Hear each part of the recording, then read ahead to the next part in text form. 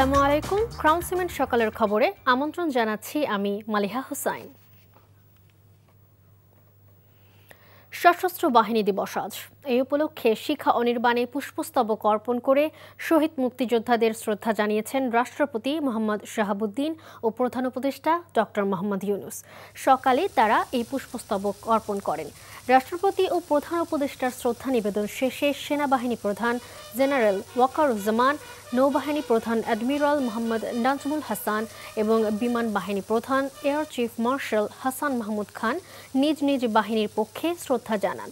এদিকে দিবসটি উদযাপন উপলক্ষে প্রধান উপদেষ্টার পক্ষ থেকে বিকেল 4টায় ঢাকা সেনানিবাসে সেনাকুঞ্জে সংবর্ধনা অনুষ্ঠান আয়োজন করা হয়েছে। এই সংবর্ধনায় দেশের বিশিষ্টজন সহ জুলাই গণ অভ্যুত্থানে আহত ব্যক্তি, উচ্চপদস্থ বেসামরিক কর্মকর্তাদের দাওয়াত দেওয়া হয়েছে।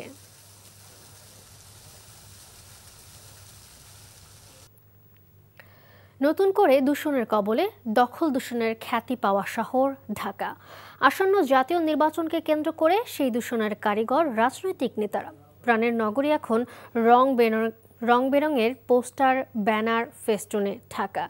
এমন পরিস্থিতি মোকাবেলায় হিমশিম খাচ্ছে ঢাকার 2 সিটি কর্পোরেশন। কার্যকরী আইন না থাকা আর রাজনৈতিক প্রভাবের কাছে হার মানতে হচ্ছে নগর প্রশাসনকে। নাজিবুর রহমানের রিপোর্ট।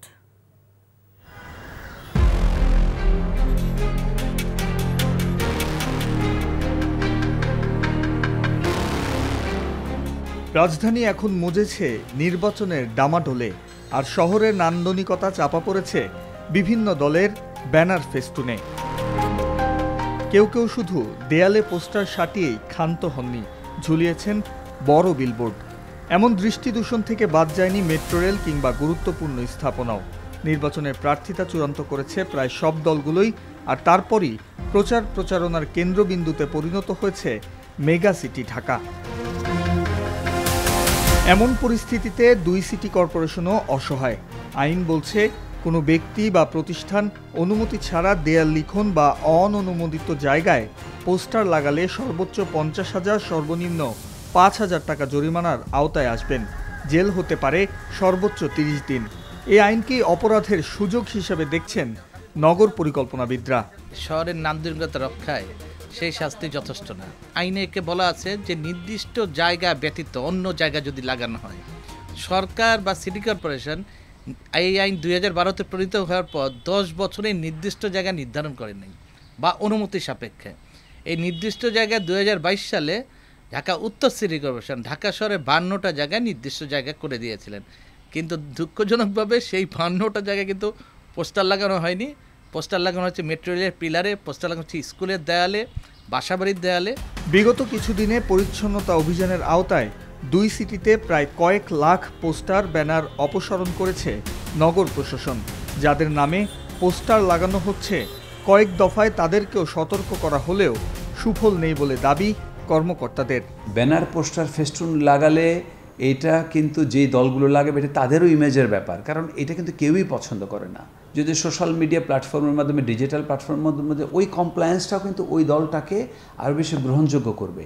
শুধু রাজনৈতিক দল না, এখানে অন্য সংগঠনও আছে, তাদেরকে আমরা অবহিত করব। আমরা চিন্তা করছি অবহিত করলে যেন মানে উদ্দেশ্য হলো যে নগরীকে দৃষ্টিনন্দন রাখা, এটা একটা মূল উদ্দেশ্য। পাশাপাশি আমরা এই বিষয়টি তাদেরকে অবহিত করবো, তারা যেন তাদের নিজস্ব পোস্টারগুলো এখান থেকে সরে না আমরা চিঠি নিই। তবে কর্মকর্তারা আশা করছেন জাতীয় নির্বাচনের তফসিল ঘোষণার পর অনেকটাই নিয়ন্ত্রণে আসতে পারে এই পরিস্থিতি। Najibur Rahman, NTV news, Dhaka. রাজধানীর ধানমন্ডিতে আন্তর্জাতিক অপরাধ ট্রাইব্যুনালের তদন্ত সংস্থার কার্যালয়ের সামনে ককটেল বিস্ফোরণ ঘটেছে। গতরাত 10:15টার দিকে এই ঘটনা ঘটে। প্রত্যক্ষদর্শীদের বরাতে দায়িত্বপ্রাপ্ত এক পুলিশ কর্মকর্তা জানান, মোটরসাইকেল যোগে 2 ব্যক্তি এসে একটি ককটেল নিক্ষেপ করে দ্রুত সেখান থেকে পালিয়ে যায়। নিক্ষেপ করা ককটেলটি পাশের একটি গাছে পড়ে বিস্ফোরিত হয়। এ ঘটনায় কোনো হতাহতের খবর পাওয়া যায়নি। দুষ্কৃতিকারীদের শনাক্ত করে আইনের আওতায় আনার চেষ্টা করছে পুলিশ। রাজধানীর বাড্ডা ব্র্যাক ইউনিভার্সিটির সামনে রাস্তা পারাপারের সময় দ্রুতগামী গাড়ির ধাক্কায় এক নারীর মৃত্যু হয়েছে। গতরাতের এই দুর্ঘটনায় গুরুতর আহত অবস্থায় তাকে উদ্ধার করে ঢাকা মেডিকেল কলেজ হাসপাতালের জরুরি বিভাগে নেওয়া হলে কর্তব্যরত চিকিৎসক তাকে মৃত ঘোষণা করে।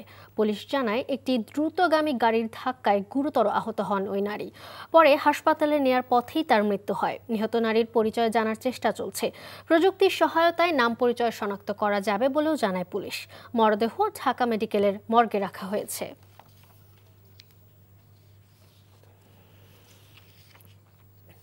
ভোরে কনকনে ঠান্ডা আর দুপুরে তীব্র রোদ, এই দুই বিপরীত আবহাওয়ার মধ্য দিয়েই দিন কাটছে পঞ্চগড়বাসীর।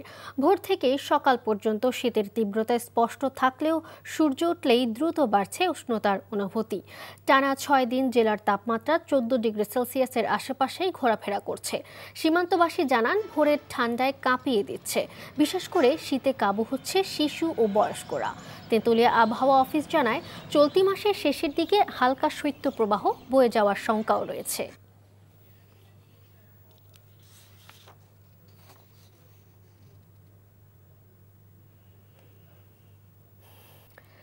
নিজের 100তম টেস্টে শতক হাঁকিয়ে অনন্য উচ্চতা ছুঁয়ে ফেলা দেশের সেরা টেস্ট ব্যাটার মুশফিকুর রহিম তার অর্জনের জন্য কৃতজ্ঞতা জানিয়েছেন সতীর্থদের প্রতি।